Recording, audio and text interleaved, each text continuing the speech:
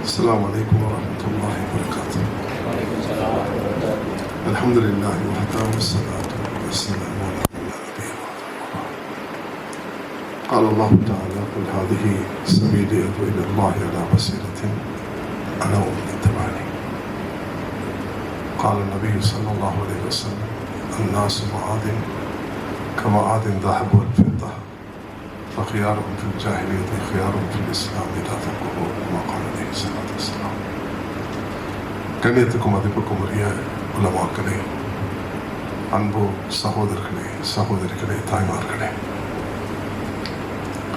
முதலாக உங்கள் எல்லோருக்கும் உள்ளத்தால் துஆவும் நன்றியும் செலுத்துகிறேன். இந்த நாட்டில் முஸ்லிம்களுக்கும் இஸ்லாத்துக்கும் எதிராக தொடரப்பட்ட அந்த போரில் நீங்கள் எல்லோரும் பாரிய பங்களிப்பு செய்திருக்கிறீர்கள். அல்லாஹு தாலா உங்களுடைய அனைத்து முயற்சிகளுக்கும் பரிபூர்ணமான கூலியை நசீபாக்குவானாக.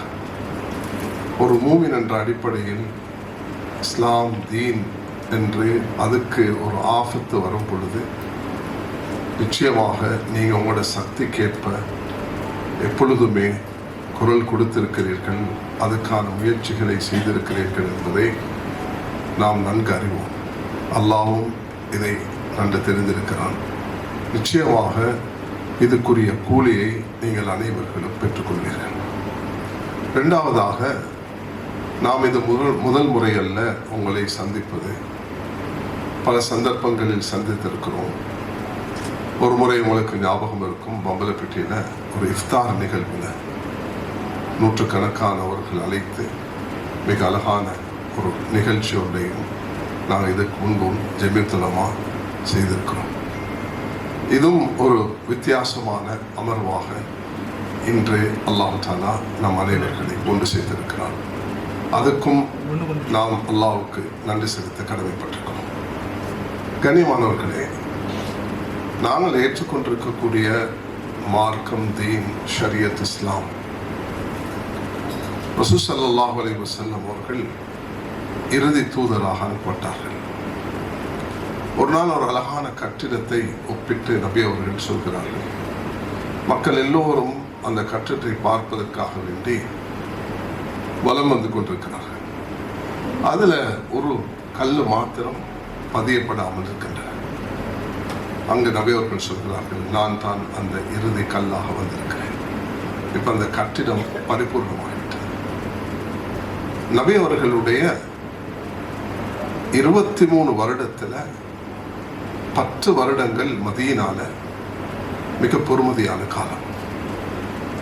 அந்த காலத்தில் நபி அவர்கள் யூதர்கள், கிறிஸ்தவர்கள், சிலை வணங்கக்கூடியவர்கள், நயவஞ்சர்கள், முஸ்லிம்கள், இப்படி ஒரு சூழல்ல தான் வாழ்ந்தார்கள். எப்படி நானும் நீங்களும் இந்த இலங்கையில 2 மில்லியன் முஸ்லிம்கள் 10% மக்களாக இந்த நாட்டில் வாழ்றதை விடவும் எண்ணிக்கையில மிக குறைவான எண்ணிக்கையோடு தான் நபி அவர்கள் வாழ்ந்தார்கள். எப்படி எங்கட வலது பக்கத்துல ஒரு பௌத்தரும், இடது பக்கத்தில் ஒரு கிறிஸ்தவரும், முன்னால் ஒரு ஹிந்தும் வசிக்கிறது போல மதீனா பூமி அப்படிதான் இருந்தது. அந்த மதீனா பூமியில தான் ஸல்லல்லாஹு அலைஹி வஸல்லம் அவர்கள் தன்னுடைய இந்த தீனை அறிமுகப்படுத்தினார்கள். சில நேரம் யஹூதியுடைய வீட்டில் சாப்பிட வேண்டியிருக்கும். அந்த யஹூதி பெண்மணி நஞ்சை போட்டு நபிக்கு சாப்பாடாக கொடுக்கிறார். நபி அவர்கள் அந்த நஞ்சு கலந்த அந்த விஷத்தை சாப்பிட முன்வரும் பொழுது அங்கு அறிவித்தல் வருகிறது, இதில் நஞ்சு கலந்திருக்கிறது. சாப்பிட்ட சஹாபாக்களில் 2 பேர் அதே இடத்தில் மரணிக்கிறார்கள்.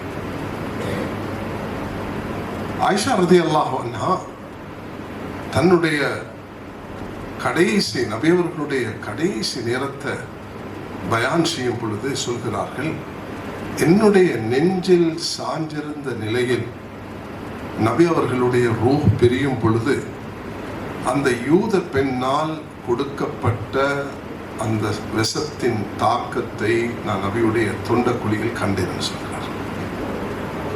அப்படிப்பட்ட ஒரு நிலைமை நபி அவர்களுக்கு ஏற்பட்டும் கூட அந்த பெண்ணை நபி அவர்கள் மன்னித்திருக்கிறார்கள். ஒரு யூத பையனுடைய வீட்டுக்கு நபி அவர்கள் மதீனால போகிறார்கள். இன்றைய மதீனா நாங்க சிந்திக்கக்கூடிய மதீனா அல்ல, அன்றைய மதீனா. அந்த யூத பையன் வீட்டுக்கு போய் அஸ்லிம் தஸ்லம், என் பையனே மகனே நீ கலிமா சொல், உனக்கு ஈடேற்றம் கிடைக்கும் சொல்கிறார். அந்த சின்ன பையன் நபியுடைய வீட்டுக்கு வரப்போக இருந்திருக்கிறான். அங்கு நபி அவர்கள் இதை சொல்லும் பொழுது தன்னுடைய தந்தையின் முகத்தை பார்க்கிறான். அந்த தந்தையுடைய உள்ளத்தில் அவன் ஒரு யூதனாக இருந்தும் மகனை வழி காட்டுகிறார். அத்தே அபுல் காசிம், நபி அவர்கள் சொல்வதை ஏற்றுக்கொள் என்று சொல்ல கலிமா சொன்ன நிலையில் அந்த பையன் உயிரிழக்கிறான். அல்லாஹு தஆலா அந்த நபி அவர்கள் அந்த காட்சியை பார்த்துட்டு அன்கதஹுல்லாஹு மினன் நார், அல்லாஹ் இந்த பையனை நரகத்திலிருந்து பாதுகாத்தான் என்று நபி அவர்கள் சந்தோஷமாக வெளியானார்கள். ஸல்லல்லாஹு அலைஹி வஸல்லம் மௌத்தாகும் பொழுது ஒரு யூதன் இடத்துல கடன் எடுத்திருந்தார். சஹீஹ் புகாரில இந்த ஹதீஸ் பதிவாக இருக்கிறது. ஒரு யூதன் இடத்துல நபி அவர்கள் கடன் எடுத்தார். அந்த கடனை நிறைவேற்றுவதற்காக வேண்டி தன்னுடைய கவசத்தை அடகு வைத்திருந்தார்கள். ஸல்லல்லாஹு அலைஹி வஸல்லம் எடுத்த அந்த கடனை நிரப்பிக் கொள்வதற்கு இந்த ஏற்பாடை செய்திருக்கிறார்கள். சஹீஹ் புகாரில ஜனாசாவுடைய பாடத்தில் பல அழகான நிகழ்வுகளை இமாம் புகாரி அவர்கள் பதிவு செய்கிறார்கள். அதுல ஒன்றுதான், ஒரு ஆக பெரும் விரோதி, நபி அவர்களுக்கு எப்பொழுதுமே துரோகமும் அநியாயமும் சதியும் சூழ்ச்சியும் செய்து வந்த அந்த மனிதனுக்கு நபி அவர்கள் அவனுடைய அந்த மையவாடிக்கு போய் அவனுடைய பிணத்தை, அவன் ஒரு முனாஃபிக் நரகவாதி என்று அல்லாஹ் சொன்னதுக்கு பிறகும் அவனுடைய அந்த உடம்பை வெளியெடுத்து தான் அணிந்திருந்த ஆடையை அவனுக்கு அணிவித்தார்கள். சஹாபாக்கள் ஆச்சரியமாக பார்க்கிறார்கள். வாழ்நாள் முழுதும் உங்களுக்கு அநியாயம் செய்த இந்த மனிதனுக்கு நீங்க எப்படி செய்கிறீர்களே என்று சொன்ன நேரத்தில் அல்லாஹ் அக்பர், நபி அவர்கள் ஏன் இதை செய்தார்கள் என்றால், என்னுடைய சிறிய தந்தை அப்பாஸ் அவர்கள் பத்ர் போர்க்களத்தில் ஆடை குறைவாக அற ஆடையிலே கோலத்தில் இருக்கும் பொழுது இவர் என்னுடைய அந்த சிறிய தந்தைக்கு ஆடை கொடுத்த ஒரே காரணத்துக்காக இவருக்கு நான் இந்த பிரதிபகாரம் செய்கிறேன் என்று சொல்கிறார். கண்ணியமானவர்களே, இந்த சிறப்பான கலாச்சாரத்தை நாம் இந்த பெரும்பான்மை சமூகத்துக்கு எடுத்து வைத்தோம் என்றால் அவர்கள் இஸ்லாத்தை புரிந்து கொள்வதற்கு அது காரணமாகவே.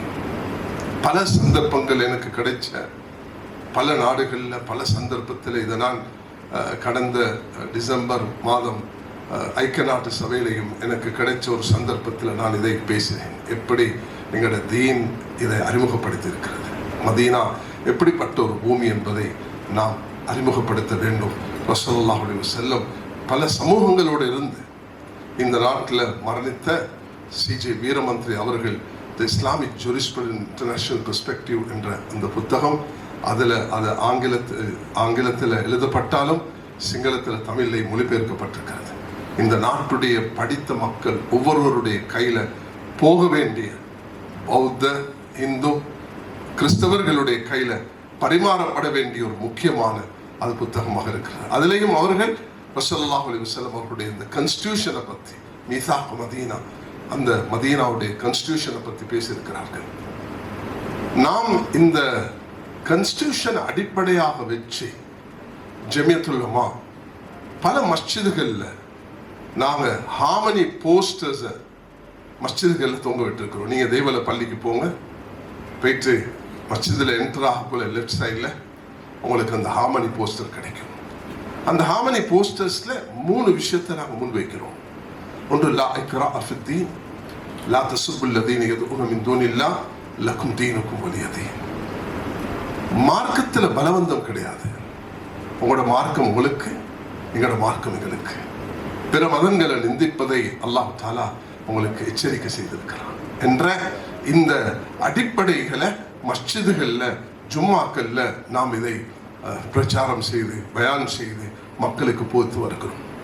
ஆக மதீனாவுடைய அந்த சிறந்த பூமியில ரசூல் ஸல்லல்லாஹு அலைஹி வஸல்லம் என்ன உருவாக்கினார்கள் என்றால், ஒரு சிறந்த சமூகத்தை, ஒரு சிறந்த ஒரு எதிர்காலத்தை மக்களுக்கு வழிகாட்டினார்கள். யூதர்களாக இருக்கலாம், கிறிஸ்தவர்களாக இருக்கலாம், பௌத்தர்களாக இருக்கலாம், இந்துக்களாக இருக்கலாம், உலகில் நாடக்கூடிய எல்லா மக்களுக்கும் தூதராக தான் இறுதி தூதர் ஸல்லல்லாஹு அலைஹி வஸல்லம் அவர்களை அல்லாஹ் அனுப்பியிருக்கிறார். அல்லாஹ்வுடைய இந்த ரஹ்மான், அர் ரஹ்மான் என்பது இது முஸ்லிம்களோடு மாத்திரம் இரக்கமுள்ள அல்லாஹ் அல்ல. அல்லாஹ் ரஹ்மான் என்று சொல்லும் பொழுது யூத, கிறிஸ்தவ, பௌத்த, இந்து எல்லாருடன் இரக்கமுள்ளவர். இந்த அடிப்படையை நானும் நீங்களும் சுமந்தவர்களாக மாற வேண்டும். இது எப்பொழுது எங்கள்கிட்ட வருமோ எங்களோட பயணம் மிக சிறப்பாக இருக்கும். அல்லாஹ் தஆலா எங்களை கொண்டு நாம் இருக்கக்கூடிய இந்த மீடியா பணியில அல்லாஹ் எங்களை கொண்டு நல்ல பொறுமதியான வேலையை பெற்றுக்கொள்வான். இது முதலாவது நான் இங்கு பகிர்ந்து கொள்ள விரும்புகிறேன். இரண்டாவது, மேலான சகோதரர்களே, சகோதரிகளே, தாய்மார்களே, 114 சூறாக்கள், 6666 ஆயத்துகள்ல சூரத்துல் பக்ரால இருந்து சூரத்துல் ஃபீல் இருந்து சூரத்துல் நம்ல் வரைக்கும் யானையும் ஒட்டகத்தை பற்றியும் அல்லாஹ் தஆலா பேசியிருக்கிறான். அல்லாஹ் எறும்பை பற்றியும் சொல்லியிருக்கிறான். ஹுதுஹுதுடைய பறவை எப்படி ஒரு தூதை கொண்டு போனது, அந்த பறவையின் தூதை கொண்டு வரும் காரணத்தினால் சுலைமான் அலைஹிஸ்ஸலாம் அடைந்த அந்த சந்தோஷமும், அவர்கள் நடந்து கொண்ட விதமும், அந்த தூதை சரியான முறையில் கொண்டு கொடுப்பதின் ஊடாக அதனால் கிடைக்கக்கூடிய லாபத்தை அல்லாஹ் சூரத்துல் நம்ல்ல பேசியிருக்கிறான். ஒரு தூது முறையாக கொடுக்கப்பட வேண்டும் என்பதை சூரத்துல் ஹுஜராத்தில் அல்லாஹ் தஆலா பேசியிருக்கிறான். ஆக ஒரு பறவையாக இருந்தும் அந்த பறவை செய்த அந்த சாதனை, அதை அல்லாஹ் குர்ஆன்ல குறிப்பிட்டிருக்கிறான். இன்று இந்த மீடியாக்கள் சில வேளை அது டிஜிட்டல், அது சாஃப்ட்வேர், அது இந்த இந்த இந்த மீடியாக்கள் வந்து மனிதர்கள் இல்லாலே இயங்கக்கூடிய அல்லாஹ் பறவையை வைத்து எப்படி சாதித்து காட்டினானோ, இன்று அப்படியான ஒரு யுகத்தில் தான் நாம் வாழ்ந்து கொண்டிருக்கிறோம்.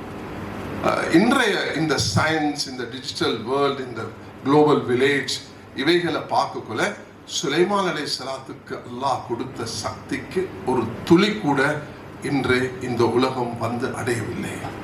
ஆர்டிஃபிஷியல் இன்டெலிஜென்ஸுடைய அந்த அந்த காலத்தை நோக்கி நாங்கள் நகர்ந்து கொண்டிருக்கிறோம். இந்த நேரத்தில் எங்களுடைய கவனம் கூடுதலாக இஸ்லாமிய வழிகாட்டலின் பக்கம் திரும்ப வேண்டும். அதற்கு நான் சொன்ன ஹதீஸை எல்லோரும் இங்கு கருத்துக்கு எடுக்க வேண்டும். ரசூலுல்லாஹி அலைஹி வஸல்லம் சொல்கிறார்கள், நாங்கள் எல்லாரும் அன்னாசு மாதின், மக்கள் எல்லோரும் சுரங்கத்தை போல, கமாதின் தஹபுல் ஃபித்தா, எப்படி தங்கம் வெள்ளி அதனுடைய மைன்ஸ், கோல்ட் சில்வருடைய மைன்ஸ் இருக்கிறது போல மக்களும் அப்படிப்பட்ட சுரங்கங்கள். ஃபஹியாரும் ஃபில் ஜாஹிலியத்தி ஹியாரும் ஃபில் இஸ்லாம். ஜாஹிலியத்துடைய காலத்தில் தவறாக இருந்தவர்கள் இஸ்லாத்துக்கு நல்லவர்கள், இஸ்லாத்துக்கு வந்ததுக்கு பிறகும் நல்லவர்களாக இருப்பார்கள். ஒரே ஒரு விஷயம்தான் அவர்கள் அடைய வேண்டும், அவர்கள் சரியாக தன்னுடைய அடையாளத்தை சரியாக புரிந்து கொள்ள வேண்டும். அந்த அடிப்படையில் ஷேக் அர்கம் அவர்கள் ஷேர் பண்ணுவது என்று சொன்ன இது ஒரு 5 ஸ்லைட்ஸாக இருந்தாலும் மிக பொறுமதியான விஷயங்கள். இதிலிருந்து நாங்கள் ஒரு விஷயத்தை கவனத்துக்கு எடுக்கணும். அது என்னென்னா, எங்களோட மார்க்கம் எங்களுக்கு ஒரு தனி வழிகாட்டல், இந்த மீடியாவை எப்படி நாங்கள் நடத்தணும் என்று ஒரு தனி வழிகாட்டல் தந்திருக்கிறது. பார்லிமெண்ட்டாக இருக்கலாம், மீடியாவாக இருக்கலாம், இன்ஜினியரிங்காக இருக்கலாம், டாக்டர் ஃபீல்டாக இருக்கலாம், அல்லது அது ப்ரொஃபஷனல் ஃபீல்டாக இருக்கலாம். எந்த ஒரு ஃபீல்டாக இருந்தாலும் முதலாவது நான் ஒரு முஸ்லிம், அதுக்கு பிறகுதான் நான் அந்த ஃபீல்டுடைய உறுத்தாளி. இது எங்களோட உள்ளத்தில் வரணும்.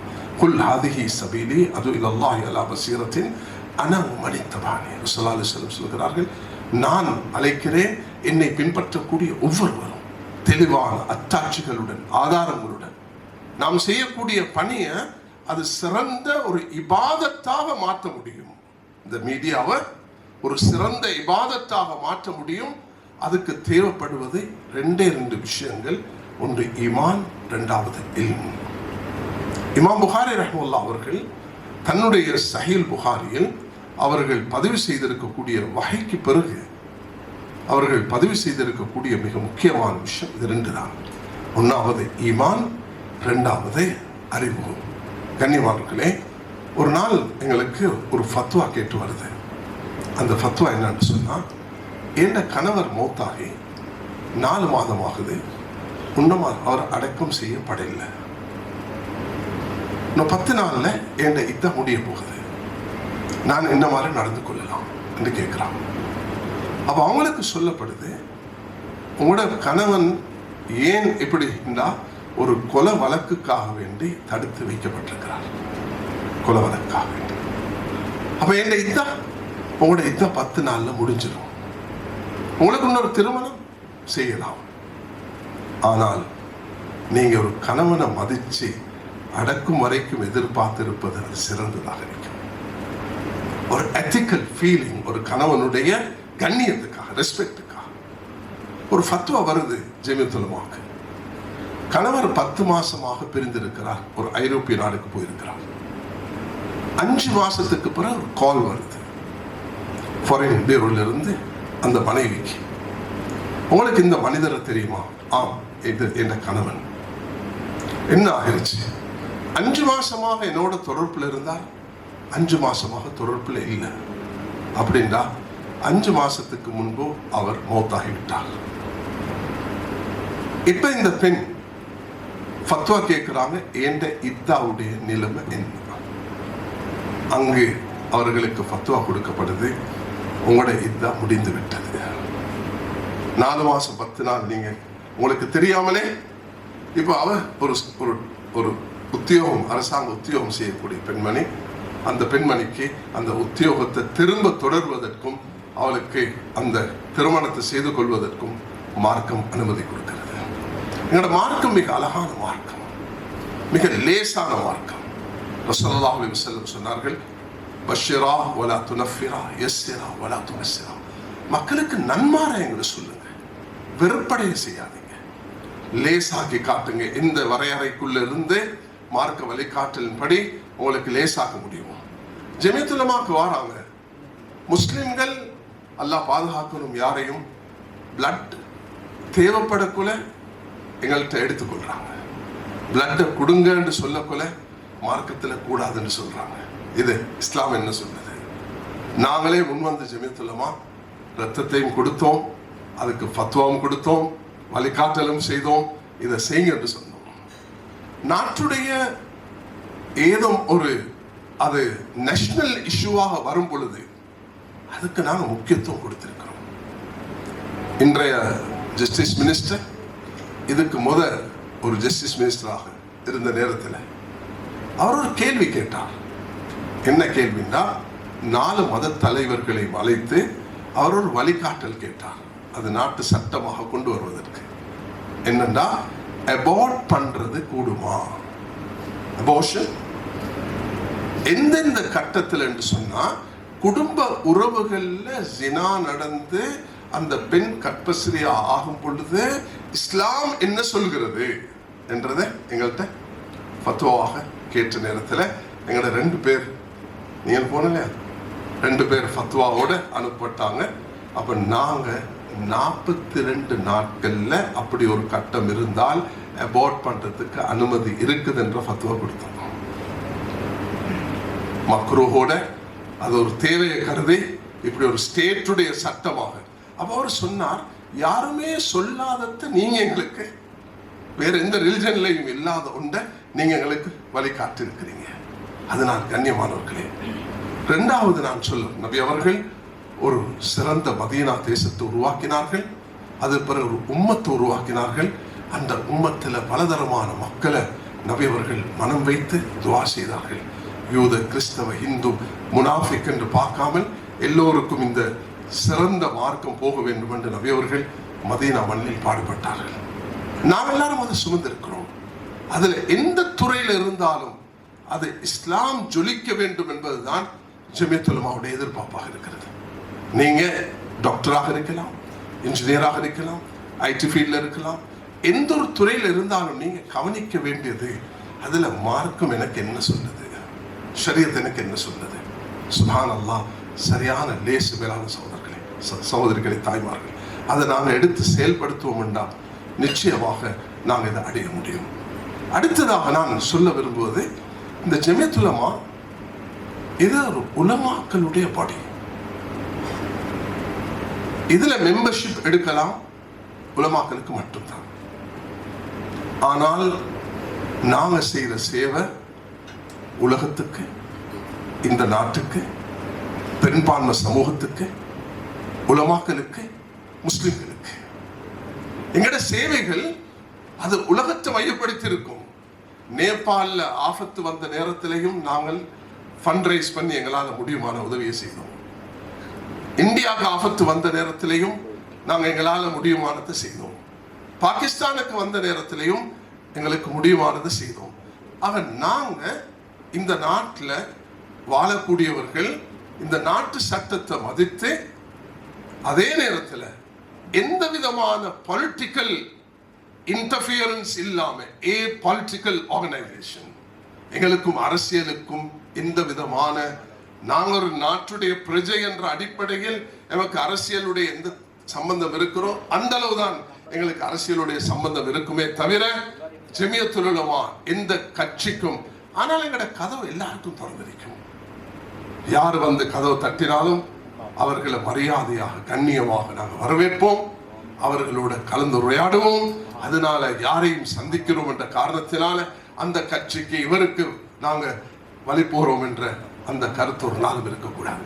ஒரு எல்லா காலத்திலையும் இந்த 100 வருட காலங்களாக 13 தலைவர்கள் இதுக்கும்போது இருந்திருக்கிறார்கள் என்று சொன்னால் எல்லோருமே இதை பேணி வந்திருக்கிறார்கள். 8 செக்ரட்டரிமார்கள் இருந்திருக்கிறார்கள் என்றால் எல்லோருமே இதை கடைபிடித்து வந்திருக்கிறார்கள். யாரும் அரசியலுக்காக வேண்டி தன்னுடைய இந்த பயணத்தை மேற்கொண்டது கிடையாது என்பதை எல்லோரும் மனதில் பதிய வைக்க வேண்டும். அடுத்ததாக ஜமியத்துல் உலமா வந்து ஒரு சேவை அடிப்படையில் தான் இந்த ஆர்கனைசேஷன் இவ்வளவு வளர்த்து வந்திருக்கிறதே தவிர ஒரு 52 ஸ்டாஃப் தான் ஆக ஹையஸ்ட் ஜமியத்துல் உலமாவோட 2020 வரைக்கும். அது பிறகு குறைச்சி எங்களோட பொருளாதார நெருக்கடியின் காரணத்தினால நாங்கள் 34 ஸ்டாஃப்ஸ் தான் வச்சிருக்கிறோம். இந்த 32 ஸ்டாஃப்ஸை வச்சு இந்த நாட்டுடைய பல விஷயங்களை 10-15 ஏரியாக்களை நாங்கள் கவர் பண்ணி கொண்டிருக்கிறோம். சில நேரம் எங்களுக்கு இன்டர்நேஷனல் இஷ்யூலையும் நாங்கள் கலந்து கொள்ள வேண்டியிருக்கும், எங்களோட நாட்டுடைய இஷ்யூலையும் கலந்து கொள்ள வேண்டியிருக்கும். நாங்கள் இந்த நாட்டுடைய செக்யூரிட்டி, நேஷனல் செக்யூரிட்டிக்கு எந்த அளவுக்கு பங்களிப்பு செய்ய முடியுமோ அந்த அளவுக்கு தைரியமாக நாங்கள் இந்த நாட்டுடைய செக்யூரிட்டிக்கு பங்களிப்பு செய்திருக்கிறோம். நாங்கள் செய்தது உலகத்தில் மிக குறைவான நாடுகள் தான் செய்திருப்பார்கள் என்பதை நீங்க துணிச்சலாக சொல்ல தயங்கக்கூடாது. இது நான் என்னுடைய 100ஆண்டு அந்த நடந்த ஸ்பீச்ல அதை பிரசிடென்ட்டுடைய அந்த மீடியாவும் அதை பப்ளிஷ் பண்ணியிருக்கிறது. நாங்கள் இந்த நாட்டில் பல சந்தர்ப்பங்கள்ல எனக்கு மூத்த அமீனான் அவர்கள் அல்லாஹ்வுடைய வாழ்க்கையில ரஹ்மத் செய்யணும், நாங்கள் அவரோட சேர்ந்து பல பயணங்கள் போயிருக்கிறோம். நாங்கள் போனோம், ஜஹ்ரானை நீங்க கைது செய்யுங்கள் என்று சொன்னோம். எப்ப? அந்த ஏப்ரல் மாசத்துல, ஜனவரி மாசத்துல. அதுக்கு முதல் 2 பேர் இருக்கிறாங்க, ஷேக் ஃபாசிலும் தாசிம் ஹசரத்தும். அது 2018 இருந்து நாங்க இதை எச்சரிக்கை செய்து கொண்டே இருந்தோம். செய்யல, நீங்க செய்யாம எங்கட தலையில இதை கொண்டு போட்டீங்க. ஜனாசாவை உலகத்துல யாரும் இவ்வளவு துணிச்சலாக சொல்லல, நாங்க தான் சொன்னோம். ஜமியத்துல் உலமா இவற்றை ஜனாசாவை நாங்க எடுக்க மாட்டோம் என்று சொன்னோம். ஏன்? நாங்க ஒரு நாளும் தீவிரவாதத்துக்கு அடிமையானவர்கள் அல்ல. நாங்க ஜனநாயகத்தை, மிக மரியாதைய, மனித நேயத்தை, ரசூலுல்லாஹி அலைஹி வஸல்லம் செத்த பணத்தை கூட வெளியெடுத்து ஆடை அணிவித்தவர்கள். அப்படிப்பட்ட ஒரு தீனை பின்பற்றக்கூடியவர்கள். யூதருடைய அந்த கடைசி நேரத்தில் மௌத்தாகும் பொழுது கடன் எடுத்தாலும் அதை திருப்பி கொடுப்பதற்கு வழி செய்து விட்டு போனவர்கள். அந்த விஷத்தை கொடுத்த பெண்ணையும் மன்னிக்கக்கூடிய அந்த துணிச்சலுடையவர்கள். தனக்கு சூனியம் செய்தவரையும் அல்லாஹ் மலக்கு மூலமாக அறிவித்தும் கூட அவர்களுக்கு தண்டிக்காமல் ரசூலுல்லாஹி அலைஹி வஸல்லம் மன்னிப்பு கொடுத்தவர்கள். அந்த அளவுக்கு தாராளம் உள்ளம் படைத்தவர்கள் தான் நபி அவர்கள். அப்படிப்பட்ட ஒரு உம்மத்தை தான் உருவாக்கிட்டு போனார்கள். அதனால் ஜெம்மியாவை பத்தி இவ்வளவு ஷார்ட்டாக உங்களுக்கு புரிஞ்சுக்கொள்ள கஷ்டமாக இருக்கும். ஆனா நீங்க எல்லாரும் புத்திசாலிகள், அனுபவம் உள்ளவர்கள், எங்களோட சேர்ந்து பயணிக்கிறவர்கள் என்ற காரணத்தினால நீங்க ஓரளவு புரிந்து கொள்வீங்க. உங்களுக்கு ஒரு சந்தர்ப்பமும் அவகாசமும் தரப்படும். கேள்வி கேட்கறது மார்க்கத்துல முக்கியமான ஒரு விஷயம். அல்லாஹ் தஆலா குர்ஆன்ல 15 இடங்கள்ல தான் கேள்வி வடிவத்துல குர்ஆன்ல அல்லாஹ் தஆலா ஆயத்துக்களை கொண்டிருக்கிறான். யஸ்அலூனக அனிர் ரூஹ், யஸ்அலூனக அனில் அன்ஃபால், யஸ்அலூனக அனில் மஹீத், யஸ்அலூனக மாதா யுன்ஃபிகூன் என்று 15 இடங்கள்ல தான் இந்த கேள்வி கேட்கிற வடிவம் வந்திருக்கிறதே தவிர 6666 ஆயத்துல தேவையில்லாத விஷயங்களை லா தஸ்அலூன அஷ்யாஇன் துப்தலக்கும் தசூக்கும், தேவையற்ற விஷயங்களை கேட்டவங்களை கஷ்டத்துல போடாதீங்க என்று குர்ஆன் எச்சரிக்கை செய்து, ஃபஸ்அலூ அலா திக்ரி இன் குன்தும் லா தஅலமூன், தெரியாத கட்டாயம் கேட்டுக்கொள்ள வேண்டும் என்றும் குர்ஆன் வலியுறுத்தி சொல்கிறது. அதனால் இந்த அடிப்படையில சில கேள்விகளை நீங்க கட்டாயம் கேட்கணும், அதுல தெளிவு பெறணும். கேள்வி கேட்கிற நோக்கம் எப்பொழுதுமே பாருங்கள், அல்ஹம்துலில்லாஹ் இந்த கடந்த 10 வருஷங்களாக நாங்கள் ஹாட்லைன் சர்வீஸ் ஒன்று வச்சிருக்கிறோம். காலையில் 9 மணில இருந்து இரவு மாலையில் 5 மணி வரைக்கும். ரமதான் காலத்தில் 2000க்கு மேல டெலிஃபோன் பண்றாங்க. அதுல ஹாஃபை விட அதிகமாக பெண்கள் கால் பண்றாங்க. பல விஷயங்களை கேட்குறாங்க. மரியாதையாக, கண்ணியமாக 4 பேர் இருந்து அழகாக, சில நேரம் 8-10 பேர் இருந்து வழிகாட்டல்கள் செஞ்சு கொண்டிருக்கிறோம். அதனால கண்ணியமானவர்களே, நாங்கள் நீங்கள் எல்லாரும் சேர்ந்து ஒரு சகோதரர்களாக இருந்து இந்த பயணத்தை முன்னெடுத்து போகணும். அல்லாஹ் எங்களோட பயணத்தை கபூல் செய்யணும். உங்களோட வருகை அல்லாஹ் ஏற்றுக்கொள்ளணும். ஆக நான் இறுதியாக 2 விஷயத்தை சொல்லி முடிக்க போகிறேன். ஜமியத்துல் உலமா உடைய 6 பிரகடனங்கள் இருக்குது. இந்த 6 பிரகடனங்களையும் படித்தவர்கள் யார் என்று சொல்லி கொஞ்சம் கை தூக்குங்க, கொஞ்சம் சந்தோஷமாக இருக்கும். ஒரு சகோதரர் தான் படிச்சிருக்கிறார். 2வது அப்ப வந்திருக்கக்கூடிய 90 பேர்ல 2 பேர் தான் எங்களோட 6 பிரகடனங்கள் படிச்சிருக்கிறோம். அது இங்கிலீஷ்ல இருக்குது, தமிழ்ல இருக்குது. கட்டாயமாக ஜமியத்துல் உலமாவுடைய விஷயங்கள் உங்களுக்கு மிச்ச தூரத்தில் இல்லை, பக்கத்துல தான் இருக்கிறோம். வாங்க, இருங்க, டைம் எடுங்க, எங்களோட இருந்து விஷயங்களை விளங்குங்க. சில விஷயங்களை நாங்கள் அடக்கி வாசிக்க வேண்டியிருக்கும். சில விஷயங்களை நாங்க அப்படி மௌனமாக இருந்துருவோம். இந்த விஷயத்துல நாங்க சில விஷயத்தை தெளிவாக பேச வேண்டி இருக்கும். அந்த நேரத்தில் நாங்க பேசுவோம். சாமலுடைய விஷயத்தை எடுத்து இந்த நாட்டில் உள்ள மீடியா எப்படி இதை பயன்படுத்தியது உங்களுக்கு தெரியும். அதே ஒரு மார்க்க வழிகாட்டல், ஒரு மார்க்க வழிகாட்டல். அதை கொடுத்தது தவறாக சித்தரித்து முன்வைத்தாங்க. இன்றைக்கு என்கிட்ட வந்து பலரும் அழுகுறாங்க, ஹசரத் நாங்களும் அதை எடுத்து அன்றைக்கு அடக்கியிருந்தோம்னா என் தகப்பனுக்கு ஒரு ஜனாசா ஒன்று இருக்கும், என் தாய்க்கு ஒரு ஜனாசா ஒன்று இருக்கும். உலக நாடுகளுடைய ஃபத்வாவை எடுத்து இந்த நாட்டுடைய உலமாக்கள் கூடி தான் இந்த விஷயத்தை நாங்கள் வெளிப்படுத்தினோமே தவிர தனிப்பட்ட முறையில் சொன்னதல்ல. அதே இந்த நாடு எப்படி கொண்டு போச்சு, அதுக்குள்ள வினைய யாரு தவறு செய்கிறார்களோ அவர்கள் அனுபவிச்சு தான் ஆகுவார்கள். அதை கண்ணால பார்த்து கொண்டிருக்கிறோம். யாரெல்லாம் செய்தார்களோ அதுக்கு நாங்க கோர்ட்டுக்கும் போயிருக்கிறோம், கேஸும் ஃபைன் பண்ணியிருக்கிறோம். கண்ணியமானவர்களே, சில விஷயங்களை அடக்கி வாசிக்க வேண்டியிருக்கும். சில சந்தர்ப்பங்கள்ல எல்லா விஷயத்தையும் மீடியா எத்திக்ஸ் ஒன்று இருக்குது. நான் இதோட முடிச்சு கொள்கிறேன். என்ற கடைசி 2 விஷயம் தான் நான் சொல்ல வந்தேன். அது என்னன்னா, இந்த நாட்டில் நாங்க ஒரு இஸ்லாமோபோபியாவுடைய யுகத்துல வாழ்றோம். இஸ்லாமோபோபியாவுக்கு எந்த அளவுக்கு உலக நாடுகள் செலவழிக்குதுன்னு உங்களுக்கு நல்லா தெரியும். நாங்க இலங்கை ஒரு சின்ன நாடாக இருந்து பலவிதமான சோதனைகளுக்கு நாங்கள் முன்கொள்வோம். நாங்கள் ஒரு நாள் ஒரு மீட்டிங் வச்சிருந்தோம். மர்ஹூம் ஏசிஎஸ் ஹமீத் பல உலமாக்கள் பலர் மஷூரா அழைத்திருந்தார். அவர் சொன்னார், இந்த ஒரு இனிப்பு பானத்தை உடைச்சி கீழே போட்டீங்கன்னா எப்படி எறும்பு வருமோ அது போலதான் இந்த நாட்டுக்கு எல்லா சக்திகளும் வருகிறது. இந்த நாடை சீரழிக்க, இந்த நாடை அனுபவிக்க, இந்த நாடை ஒரு சென்டராக பயணிக்க என்னென்ன விஷயத்துக்கு வேணுமோ இந்த நாடு அப்படிதான் பயன்படுத்துகிறாங்க. இந்த காலகட்டத்தில் இந்த பயணம் இப்படிதான் போகும். உலகம் அப்படிதான். இஸ்லாமோபோபியா என்ற வார்த்தை புதுசே தவிர இஸ்லாத்துக்கு இது புதிதல்ல. நபி அவர்களுடைய காலத்திலிருந்து இது பயணிச்சு கொண்டுதான் இருக்கிறோம்.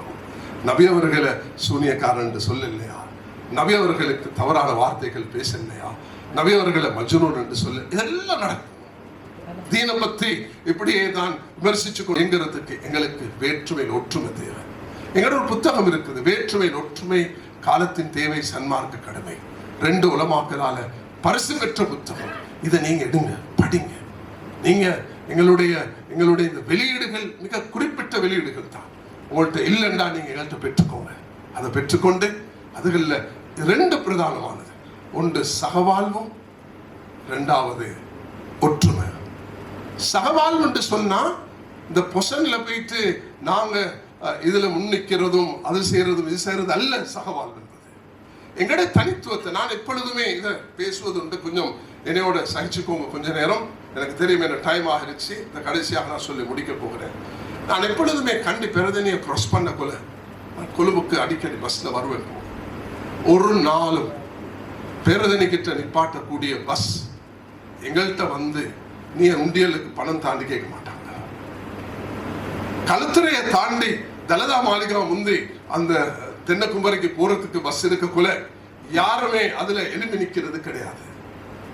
இந்த அளவுக்கு தனித்துவத்தை எங்களோட மூதாதையர்கள் பாதுகாத்திருக்கிறார். நாம உங்களை மஸ்ஜிதுக்கு அழைக்கிறது பெரும்பான்மை சமூகத்தை, நீங்க எங்களுடைய இபாதத் செய்யுங்க இல்ல, நீங்க எங்களுக்கு குர்பான் கொடுங்கன்றதுக்கு அல்ல நாம உங்களை அழைக்கிறது. உங்களுக்கு இந்த இஸ்லாமின் போபியா ஊடாக சந்தேகங்கள் நிரப்பப்பட்டிருக்கிறது. அந்த சந்தேகத்தை போக்குறதுக்கு தான் அழைக்கிறோம்.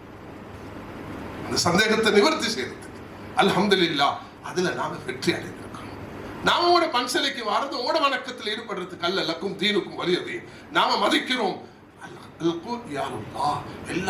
எல்லா மனிதர்களும் ஒரு குடும்பம், நாங்க மதிக்கிறோம். ஆனா அதே நேரத்தில் எங்களுக்கும் உங்களுக்கும் மார்க்க ரீதியான வித்தியாசம். மார்க்க ரீதியான வித்தியாசம் ஒரு நாளும் எங்களுக்கு வெறுப்பையும் குரோதத்தையும் வைராக்கியத்தையும் அநியாயத்தையும் செய்யறதுக்கு எங்களோட மார்க்கம் ஒரு நாள் விடவளிக்க மாட்டாங்க. இந்த தனித்துவத்தோடு தான் நாங்கள் பயணிச்சு கொண்டிருக்கிறோம். நாம ஒற்றுமையை கட்டாயம் கடைபிடிக்கணும். ஒற்றுமை அது எங்களுக்கு விட்டு கொடுப்பும் மன்னிப்பு கொண்டுதான் ஒற்றுமை அடைய முடியும். நாங்கள் எல்லாரும் குடும்பத்துக்கு பிறந்த சகோதரர்களை போல ஒற்றுமையாக சகோதரிகளை போல பயணிக்க வேண்டும். சகவாழ்வு கட்டியல் போகணும். சகவாழ்வுல 4 விஷயத்தை நாங்கள் சொல்லி வருகிறோம்.